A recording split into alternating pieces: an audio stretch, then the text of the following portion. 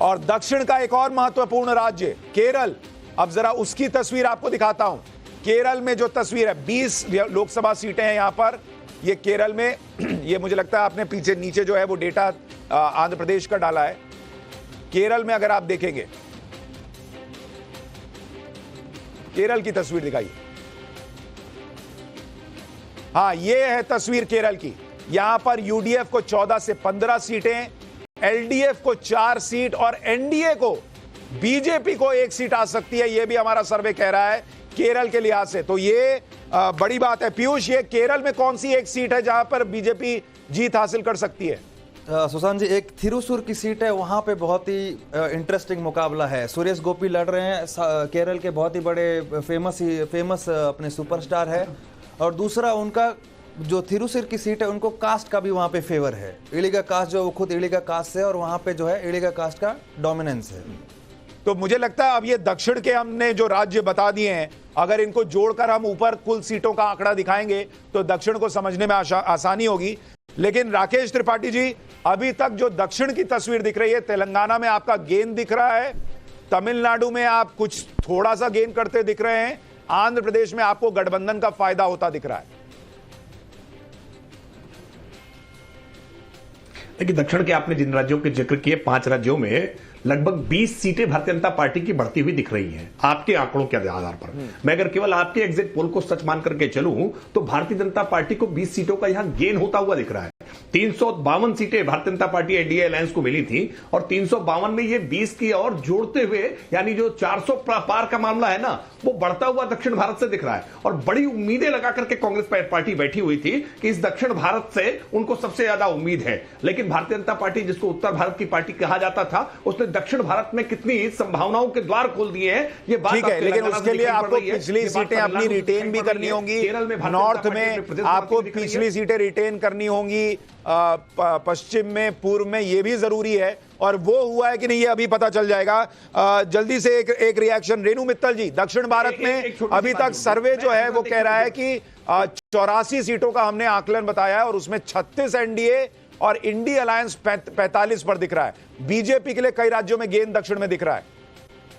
देखिए, जहां तक तमिलनाडु का सवाल है, 4% से 40% जाना बहुत मुश्किल है। मेरे ख्याल में इस इलेक्शन में बीजेपी का कोई सीट नहीं आ रहा तमिलनाडु में, ना ही केरला में आ रहा है। और कर्नाटका में जहां बीजेपी के पास 29 में से 28 सीट थी, वहां उनका सब्सटैंशियली कम हो रहा है। उसमें जो है आपने 20 से 24 दिखाया है, मेरे ख्याल में उसमें और 5-7 सीट कम कर दीजिए। मैं नहीं कह रही कि बिल्कुल सफाया और कर्नाटका, पर जो गौडा जूनियर के जो कांड थे जो पूरे देश ने देखे, उससे ना ही बीजेपी को पर जेडीएस को भी बहुत नुकसान हुआ है। तो ये सब फैक्टर्स आप लेते हैं। आंध्रा में जरूर थोड़ा सा फायदा होगा क्योंकि चंद्रबाबू नायडू इस बार ठीक ठाक परफॉर्मेंस कर रहे हैं, पर वाईएसआर ने भी काफी कैचअप कर लिया है। तो बीजेपी का तो यह है कि दोनों हाथ में लड्डू, जिसका अच्छा होगा वो दम भी कर सकते हैं चंद्रबाबू को और दूसरे के साथ भी जा सकते हैं। तेलंगाना में आपने थोड़ी ज्यादा सीटें दिखा दी हैं। पहले 4 सीट थी बीजेपी के पास, 1 सीट 2 सीट बढ़ सकती है या उतनी ही रह सकती है। मेरे ख्याल में ये जो थोड़ा ओवर एस्टिमेशन है। ठीक है, ये आपका आकलन है। आप कह रही हैं कि 4 सीटें बीजेपी 1-2 ऊपर नीचे हो सकती है। हमारा सर्वे कह रहा है बीजेपी 9 तक जा सकती है। ठीक है मैडम, आपका आकलन है, ये हमारा आकलन है। मैं आपके आकलन को गलत नहीं कह रहा, आप हमारे आकलन को गलत ना कहें। मैं सीधे कह रहा हूं कि हमारा आकलन ये कह रहा है कि 9 सीटें आ सकती हैं। अब जल्दी से कुछ और आंकड़े बता दूं। गोवा का आपको आंकड़ा बताता हूं। गोवा में 2 लोकसभा सीटें हैं और हमारा सर्वे दावा कर रहा है कि गोवा के अंदर बीजेपी ये दोनों सीटें जीतने जा रही है। और बीजेपी का जो वोट शेयर है, अगर आप देखेंगे, बीजेपी का वोट शेयर 52.9% रहने जा रहा है और कांग्रेस 40.7%। इसके अलावा अगर आपको चंडीगढ़ की एक सीट बताऊं, चंडीगढ़ की एक सीट, वहां पर बीजेपी ये चंडीगढ़ की सीट जीतने जा रही है। यानी मनीष तिवारी कांग्रेस के कैंडिडेट हारने जा रहे हैं चंडीगढ़ की सीट। लद्दाख की एक सीट, यहां पर कांग्रेस पार्टी को लद्दाख में जीत मिल सकती है। यह हमारा सर्वे कह रहा है। यह बड़ा उलटफेर होगा क्योंकि लद्दाख जो है वो सीट बीजेपी ने पिछली बार जीती थी, इस बार वहां से कैंडिडेट बदला उन्होंने। क्या इसका नुकसान हो रहा है, यह अभी पता चल जाएगा। दमन और दीव की सीट, यह बीजेपी की एक सीट फिर से उनके खाते में आती हुई लग रही है। इसके अलावा अगर आप देखेंगे दादरा नगर हवेली, ये एक सीट है, ये बीजेपी के पास जा सकती है, यह हमारा सर्वे कह रहा है। अंडमान निकोबार की एक सीट बीजेपी के पास जा सकती है। लक्षद्वीप की एक सीट कांग्रेस के पास जा सकती है। पुडुचेरी की एक सीट बीजेपी नहीं बल्कि कांग्रेस के पास जा सकती है। यह केंद्र शासित प्रदेशों के बारे में आपको बताया, दिल्ली का नहीं बताया है, वो आगे बताऊंगा। अब आपको देश का जो आंकड़ा अभी तक दिख रहा है, जिसमें हम देख रहे हैं कि दक्षिण के राज्य और अगर आप देखेंगे केंद्र शासित प्रदेश, इनको मिलाकर 132 सीटों का हमने आपको आंकड़ा बताया है। बीजेपी गठबंधन 50 हाफ सेंचुरी लगा चुका है। ये वो राज्य हैं जो बीजेपी के कमजोर राज्य थे, यानी बीजेपी वहां भी बेहतर कर रही है, गठबंधन बेहतर कर रहा है और इंडिया अलायंस 61 पर है, जबकि ये वो जगह थी जहां उनको गेन करना चाहिए था। अब्बास हैदर भाई, दक्षिण भारत में बीजेपी का गेन करना आपके लिए शुभ संकेत तो नहीं लग रहा एग्जिट पोल के हिसाब से? देखिए सुशांत जी, जहां तक कर्नाटका का सवाल है, मुझे लगता है अभी तक कर्नाटका और पूरे 4 राज्यों को आप साउथ के मिला लें तो वहां पे भारतीय जनता पार्टी के पास 29 सीटें थी। अभी कर्नाटका में कम से कम 15 सीटों का सिर्फ भारतीय जनता पार्टी को नुकसान होने जा रहा है। और जो आपके आंकड़े आपने तेलंगाना के दिखाए, उससे भी मैं सहमत नहीं हूँ। तेलंगाना में भी भारतीय जनता पार्टी को कम से कम 2 सीट का नुकसान है। आंध्र प्रदेश में लोकसभा और विधानसभा चुनाव साथ में होता है क्योंकि, तो मुझे लगता है जो वाईएसआर कांग्रेस है उसके पक्ष में वहां पे जो जनमत है वो अधिक रहेगा और कहीं ना कहीं डीएमके को निश्चित रूप से, डीएमके कह रहा हूं मैं, आपका तेलुगु देशम पार्टी को निश्चित रूप से कुछ सीटें मिलेंगी। लेकिन भारतीय जनता पार्टी को मुझे लगता है आंध्र प्रदेश में भी खाता खुलना, आंध्र प्रदेश, केरला और तमिलनाडु में खाता खुलने में बहुत समस्या होगी। ठीक है, यानी आप अभी भी उम्मीद कर रहे हैं कि दक्षिण में बीजेपी का परफॉर्मेंस जो है वो नहीं सुधरेगा। कमरू चौधरी साहब, आपको लग रहा है ये 50 सीट जो दिख रही है ये बीजेपी इसके आसपास रह सकती है? उत्तर में हाफ, दक्षिण में साफ, यही मेरा नारा है और यही जमीनी हकीकत है। राजगोपालन सर, आप तो दक्षिण से ही आते हैं, क्या बीजेपी दक्षिण में साफ हो रही? सुनो, अगल बगल में बैठेंगे, जो उन्होंने कहा मैं उसको उल्टा बोल रहा हूँ क्योंकि जो कमलनाथ अच्छा आदमी है, पुराना कांग्रेसी है, लेकिन टीएमसी से नफरत है, अलग बात है। तमिलनाडु में बीच में नन्ना, अभी रेणु मित्तल ने कह रही थी, वो रेणु मित्तल तमिलनाडु का बहू है, वो क्यों तमिलनाडु के खिलाफ बोल रही है पता नहीं है। मैंने वो तमिलनाडु के खिलाफ नहीं बोल रही, वो अपना आकलन दे रही है भाई, उनको जो लग रहा है वो बता रही है। सुशांत जी, चूल सफेद होने का यही एक फायदा होता है, समझे ना? धूप में नहीं, धूप में हुआ है, एक्सपीरियंस में हुआ है। नहीं, एसी रूम में बैठकर नहीं होता है, किसी का उम्र से ही होता है। अच्छा ठीक है, अवनीजेश अवस्थी साहब, आपको लग रहा है दक्षिण में ये परफॉर्मेंस बीजेपी करने जा रही है? सुशांत, आज अब पोलिंग हो चुकी है, इसलिए हाफ और साफ जैसे नारे जो है ना, ये पोलिंग के दिनों में चलते हैं। आज हम एग्जिट पोल वोट पड़ चुका है, अब हमें दिमागी रूप से कैलकुलेट करके बताना चाहिए कि इतना क्यों हुआ। आपने जो विश्लेषण किया उसमें हर चीज़ का विश्लेषण दिया गया है कि तमिलनाडु में, आंध्रा में, तेलंगाना में, केरल में, कर्नाटक में जो भी ये सीटें आ रही हैं बीजेपी को या कांग्रेस को, उसके पीछे आपका और आपके रिसर्च एजेंसी का एक बाकायदा सैंपल है, उनका रिसर्च है।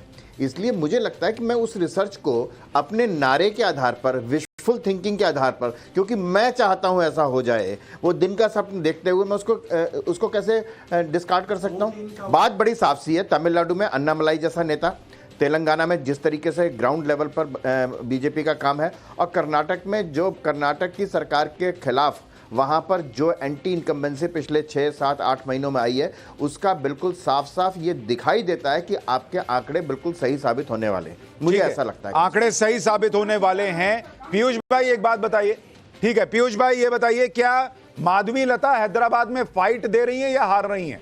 देखिए वो तो हार रही है। इसका मुख्य कारण ये है कि जो ओवैसी साहब है उनका खुद का गुडविल बहुत अच्छा है, दो वो डोमिनेंट है अपना मुस्लिम उससे सीट जो है, पर ओवैसी साहब का दूसरा जो नॉन मुस्लिम है उसमें उनका गुडविल बहुत अच्छा है। लेकिन एक सेकंड के लिए सुशांत, राहुल गांधी के बारे में बोला नहीं आपने, वायनाड, अरे केरल के बारे में केरल में देखिए, केरल में ये कह रहे हैं त्रिशूर की सीट जो है वो बीजेपी वहां पर अच्छा परफॉर्म कर सकती है। जरा वायनाड का बताइए पीयूष भाई, क्या हाल है वायनाड का? वायनाड में देखिए राहुल गांधी जी जो है वो कंफर्टेबली जीत रहे हैं, कंफर्टेबली जीत रहे हैं जी। हमारा सर्वे कह रहा है राहुल गांधी वायनाड जीत रहे हैं। आपको राजगोपालन जी कोई आश्चर्य इसमें? रायबरेली भी जीतेंगे, अमेठी में भी उलट होगा, हाफ है, अमेठी में भी होगा उलट, रायबरेली भी साफ जीत रहे।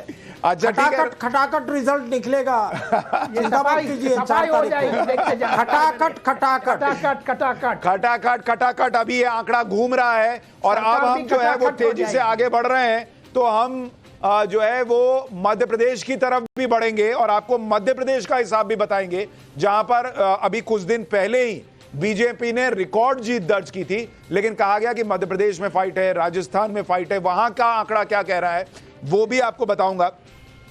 लेकिन उसके पहले अगर हम नॉर्थ ईस्ट का कुछ आंकड़ा बता सकें जो हमारे पास मौजूद है, क्योंकि नॉर्थ ईस्ट को लेकर, मणिपुर को लेकर बड़ी चर्चा थी कि वहां पर मणिपुर में जो हुआ उसके बाद से बड़ी नाराजगी थी। एक बार मैं मणिपुर पर आऊं, उसके पहले अमित हमारे सहयोगी कुछ कह रहे हैं। अमित।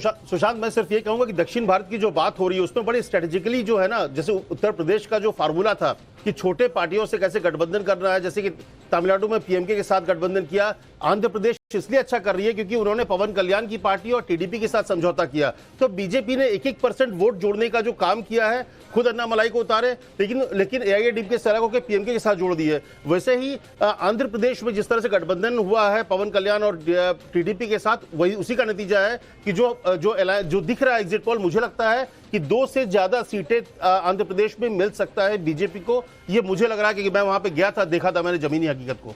यानी पैनल में कई लोगों को लग रहा है कि दक्षिण भारत में वाकई बीजेपी अच्छा परफॉर्म कर रही है, लेकिन जो बड़ी सीटों वाले राज्य हैं वहां पर जाऊं उससे पहले एक बार नॉर्थ ईस्ट का आपको हाल दिखाता हूं कि नॉर्थ ईस्ट में बीजेपी या एनडीए अलायंस कैसा परफॉर्म कर रहा है। जरा नॉर्थ ईस्ट की तस्वीर डालिए स्क्रीन पर। अभी 138 में से 54 सीटें एनडीए के पास है, लेकिन सबसे पहले नॉर्थ ईस्ट में मणिपुर का हाल आपको दिखाता हूं। मणिपुर में क्या तस्वीर है? मणिपुर में बीजेपी 1 और कांग्रेस 1, ये तस्वीर मणिपुर में दिख रही है। 2 लोकसभा सीटें वहां पर हैं, बीजेपी को 1 जाति दिख रही है, कांग्रेस को 1। तो और बीजेपी का वोट शेयर 39% पर है, कांग्रेस 45% पे है, अन्य को 16%। हमने अमित शाह से जब बात की थी कि मणिपुर को लेकर बहुत नाराजगी है, गुस्सा है, उन्होंने कहा था कि मीडिया और जो इंडिया अलायंस है वो कुछ भी कहे, उनको विश्वास है कि जिस तरह से ग्राउंड पर बीजेपी सरकार ने काम किया है वो वहां पर लोग देख रहे हैं और रिजल्ट जब आएगा आपको पता चल जाएगा कि लोग क्या कह रहे हैं। तो मणिपुर में 1-1 सीट जो है वो कांग्रेस और बीजेपी के पास जाती हुई दिख रही है। इसके अलावा दक्षिण के और दूसरे राज्य भी जरा जल्दी से दिखाइए। नॉर्थ ईस्ट, माफ कीजिएगा, नॉर्थ ईस्ट के और राज्य। मणिपुर के बाद अगर हम दूसरा राज्य आपको दिखाएं, त्रिपुरा में 2 लोकसभा सीटें आती हैं, दोनों बीजेपी के खाते में जाती दिख रही हैं। यहां इंडिया अलायंस साफ है, सफा चट है। इसके अलावा त्रिपुरा में बीजेपी का वोट शेयर 51% और इंडिया अलायंस 42% पर रह सकता है, यह हमारा सर्वे कह रहा है। इसके अलावा मेघालय 2 लोकसभा सीटें हैं, यहां पर दोनों सीटें जो हैं वो एनपीपी के पास जा सकती हैं, कांग्रेस 0 रह सकती है। यहां पर एनपीपी को 51% जो है वो सीटें मिलती हुई दिख रही हैं, यानी मेघालय में भी बीजेपी के लिए नुकसान की खबर नहीं है, एनपीपी एनडीए का हिस्सा है। अरुणाचल प्रदेश, यहां बीजेपी 2 की 2 लोकसभा सीट जीत रही है, यह भी नजर आ रहा है। बीजेपी को यहां पर कोई नुकसान अरुणाचल प्रदेश में होता हुआ नहीं दिख रहा। और इसके अलावा अरुणाचल प्रदेश में बीजेपी का वोट शेयर 52% रह सकता है, कांग्रेस 35%। इसके अलावा मिजोरम जो है, अगर आपको तस्वीर दिखाऊं, मिजोरम में जो जेडपीएम है वहां पर वो 1 सीट जीत सकती है और ये इसका मतलब 1 सीट अन्य के खाते में जाती हुई दिख रही है। और नॉर्थ ईस्ट की नागालैंड की सीट, अगला राज्य दिखाइए, नागालैंड, 1 सीट एनडीपीपी के पास जा सकती है, ये भी एनडीए का हिस्सा है। और सिक्किम की 1 सीट जो है वो एसकेएम के पास जा सकती है, ये हमारा सर्वे कह रहा है। और ये इसका मतलब अन्य के खाते में 1 सीट जा रही है, ना बीजेपी के पास ना कांग्रेस के पास जा रही है। यानी नॉर्थ ईस्ट में भी ऐसा लग रहा है कि बीजेपी जो है वो लगातार नॉर्थ ईस्ट में भी अपनी जगह को मेंटेन किए हुए है मणिपुर की घटना के बावजूद। और अभी अगर आप देखेंगे 144 सीटों में एनडीए 59 और इंडिया अलायंस 64 हो चुका है।